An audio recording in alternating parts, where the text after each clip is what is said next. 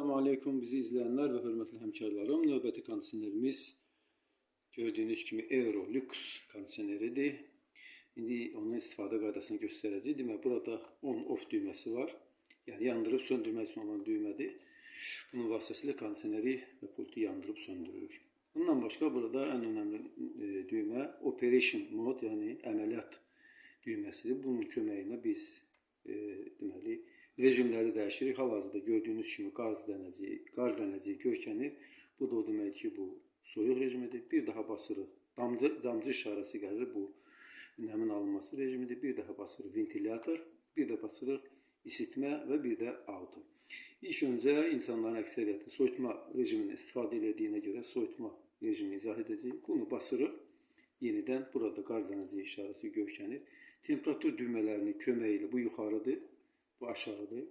Temperaturu 22, 23, 24 dərəcə görə ayarlayırıq.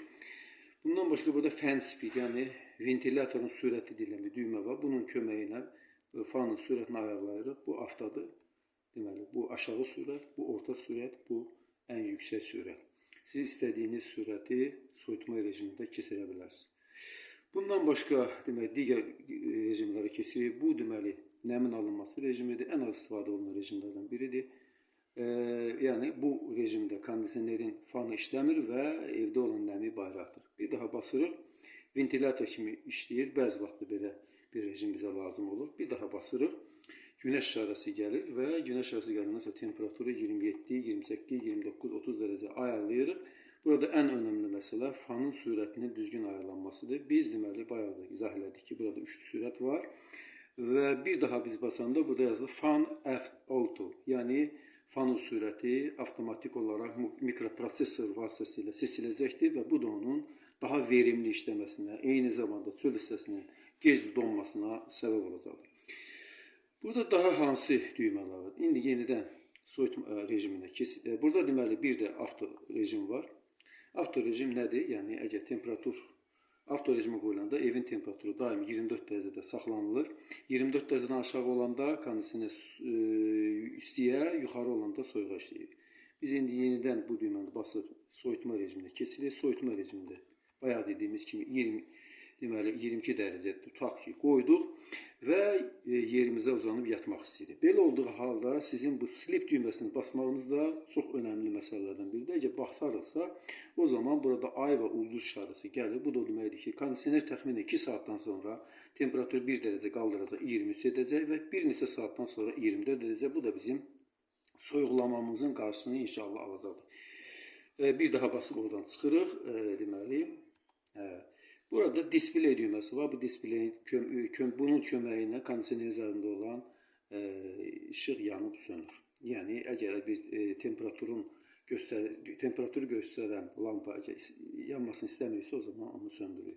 Bu turbo rejimidir. Biz bunu basanda ventilator ən yüksək sürətdə işləyir. Təxminən 15 dəqiqə işlədikdən sonra əvvəlki rejimə qayıdır.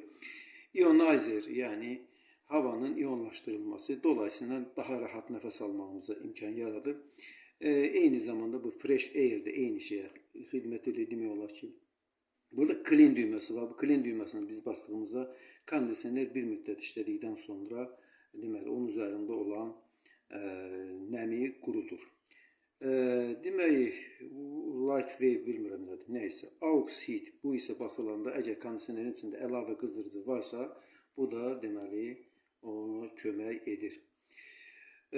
Burada deməli timer düyməsi var. Tutaq ki, hal-hazırda bizim kondisionerimiz işlək vəziyyətdədir və istəyirik ki, təxminən 2 saatdan sonra kondisionerimiz sönsün. Timer düyməsini basırıq.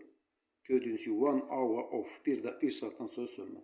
Biz onu 2 saat edirik və bundan sonra kondisionerimiz 2 saatdan sonra sönəcək. Və yaxud kondisionerimiz sönülü vəziyyətdədir və biz deməli istəyirik ki, kondisionerimiz 2 saatdan sonra yansın. Timer düyməsini basırıq və buradan ikinci dəfə basanda 2 hours on, yəni 2 saatdan sonra kondisionerimiz işlək vəziyyətə düşəcək. Bu deməli rejimlərdən çıxmaq üçün biz əlbəttə ki, burada sıfır etməliyik.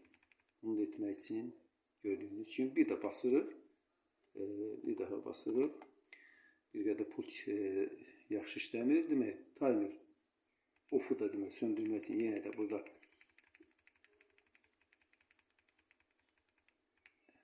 və beləliklə timer off-u da aradan qaldırdıq. Bizi axıra qədər izlədiyinizə görə təşəkkür edirəm. Əssəlamu aleykum.